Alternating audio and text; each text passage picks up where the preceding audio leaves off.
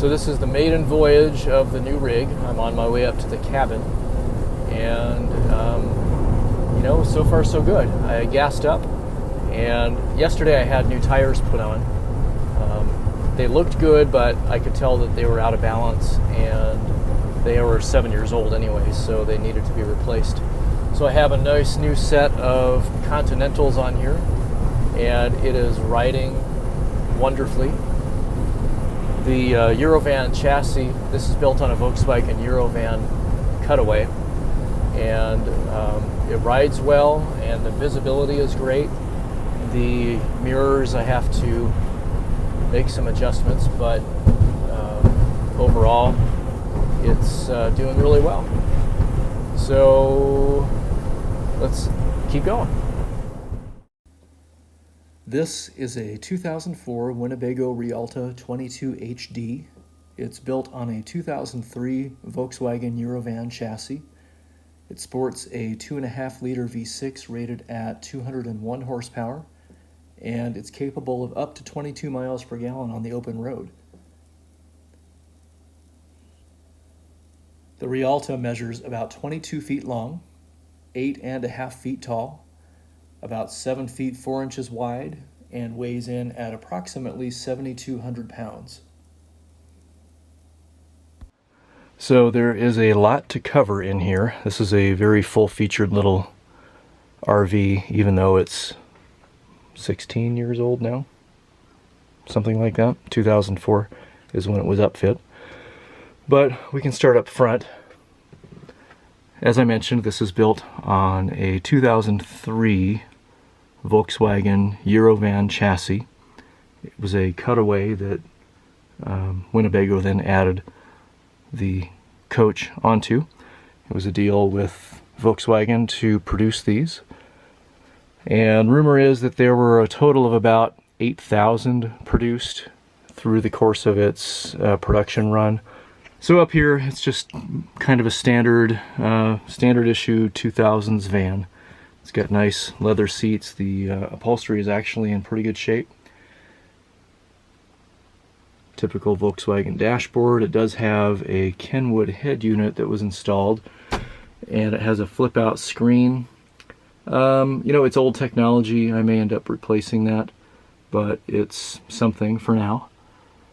You'll see the shifter on the floor there. That is probably the worst place they could have put the shifter ever. I don't know why they did that, but that's what they did. Up underneath is the OBD port. That's actually very handy. It's easily accessible for plugging in and checking codes. Here's the passenger side. There are some things that I plan on doing in here already. These little cubbies over the windows. I don't know if those are add-ons by the previous owner. It looks like the thing might have come with them. I'm planning on removing those because I've already hit my head on them a couple of times. Up here, there are a couple of features that are really nice. First one is the rear window wash. You'll see the button on the top left. Also has a rear window defrost. You'll see a button there called Auxiliary Start. That's something that I think all RVs should have, and especially the Heimer. That allows you to use the coach batteries to start the van in the event that your van battery is dead. So if you run your van battery down, you can press that and start your van from the coach batteries. That's a really slick feature. The next two dials are overhead air conditioning and rear heating. The overhead air conditioning is not the roof air, but it's actually these vents here. So these operate from the van's air conditioning system to blow air back here while the van is running without using the roof air conditioner. This is an AC only unit and requires shore power or the generator to be running.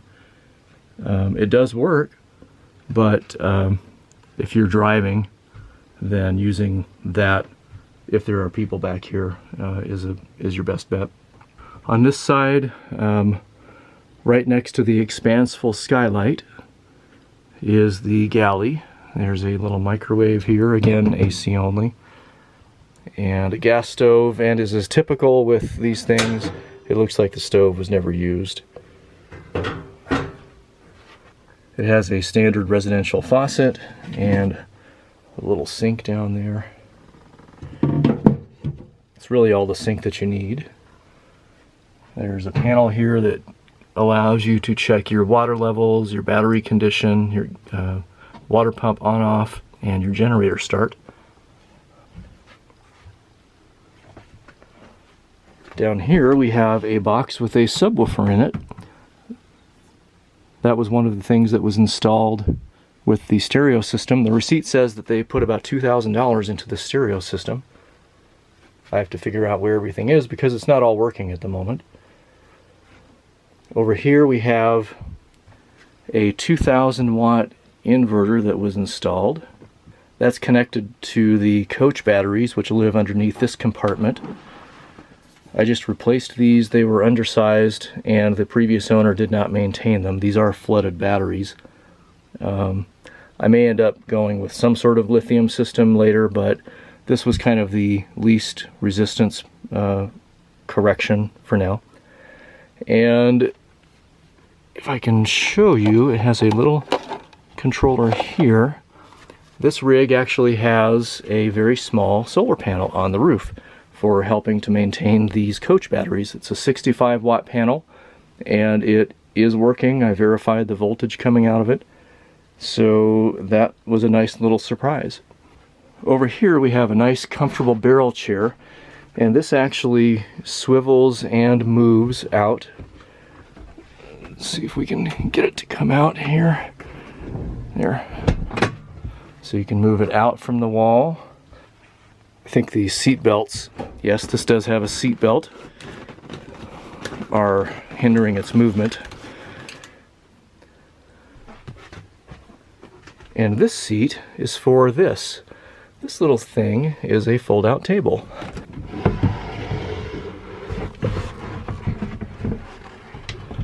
So it comes out like that, and then it folds down like that. And you've got a nice little place to sit and do some work up front here. This is a nice bonus because if you have the rear turned into a bed, you don't have to take it apart to sit down and do some work. Down here we have some nice storage.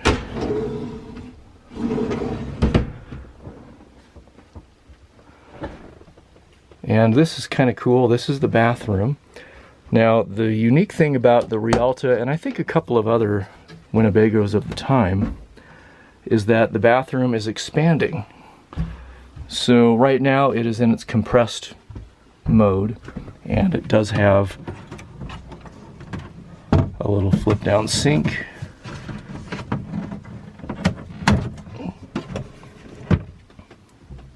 And this empties when you tilt it up into the space behind it. And it just has a snap here to keep it closed.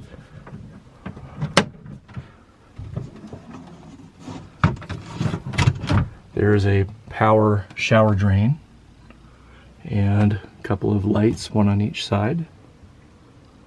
And there's your shower head.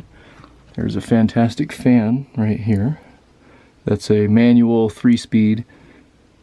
I may replace it, but for now it's fine. Thetford toilet as per usual. But the neat thing about this is to convert it into a full bath. You pull this panel up here,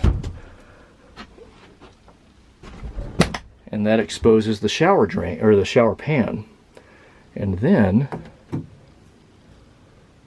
and I'll try to do this one-handed, you press these release buttons here,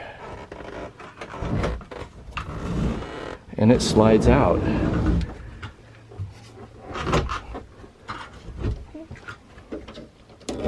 Into what becomes a full bathroom that you can now stand up inside.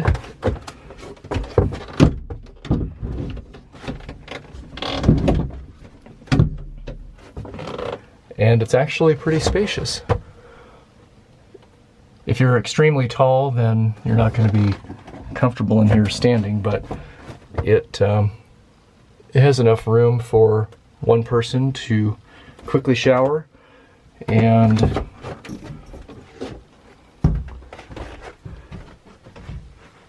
when you're finished, you simply push it back into place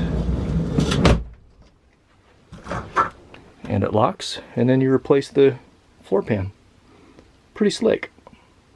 Now we turn our attention to the rear, and the first thing that you notice is the huge rear window.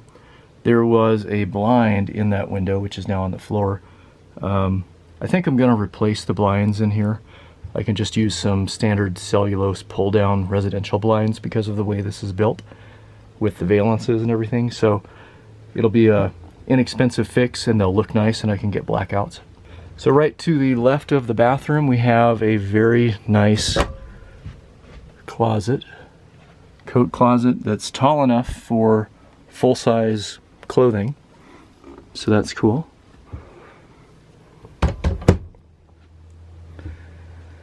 Down here we have the furnace, water heater. I haven't serviced these things yet, the gas system or anything. As far as I know, everything is working, but I don't want to experiment until I'm ready to, actually clean it up and get it serviced. On the left we have a Norcold 3-way refrigerator. You can definitely tell this is old technology, but it still works. I had it running on 12 volts while I was driving. They say that it's meant to only run on 12 when you're driving, and when you're sitting you're supposed to use propane. But the freezer was getting cold, and so it would maintain temperature while you're driving on 12 volts. Nice valance over the exit door. Back here we have the pair of jackknife sofas with some overhead storage and a storage shelf up top here. We got a light here. Back in the rear we have, again, the large window, which is also the emergency exit. You can pull the frame out or the seal out and kick the window out. These couches are jackknife style. The water tank is underneath there, but they lay down to convert to a bed. And then when you're finished, you just lift them back up into place. A couple more windows. This does have some patio style windows in the back. I'll show you those in a minute. Back here we have the table for this area. This door flips up. I actually need to do a couple of repairs. The pins that hold the table in place have, a couple of them have come off, but this would lift up into place like that, and then you fold it out so that you have a full table for this area.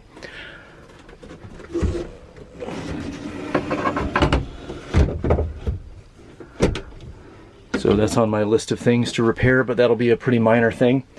I just have to replace the stopper on this side, and then there's a pin on the table that needs to be replaced. They installed a TV up here. I will probably take this out. It's kind of a shame because they spent a lot of money to have it installed, but I don't typically watch television, and if I'm going to watch something, it's going to be on my iPad or my laptop anyway. Just a few things that need attention. Everything is functional. The generator runs just fine. I found records where there's been a lot of service done, so regular maintenance, which is nice.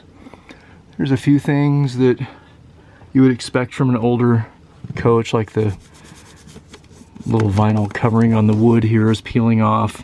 I have some self-adhesive vinyl coming to experiment with.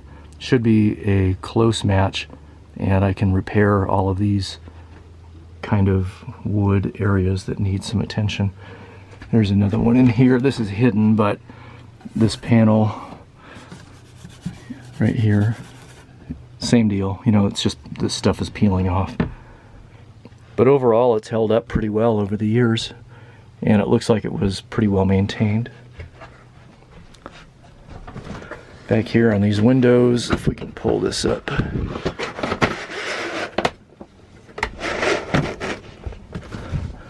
So this is the rear window over the driver's side, and this wheel just kind of turns and opens up the window outside. So you can open it when it's raining, you don't have to worry about it. The other side has the same thing. The other windows in the coach are slide opens.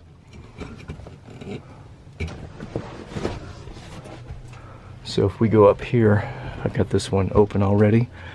You unlock it, and it's just a regular slide open window. More storage up here. I have to repair the bracket on that side because right now it's moving.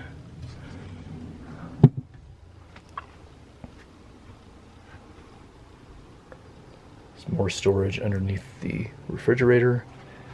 You got your switches.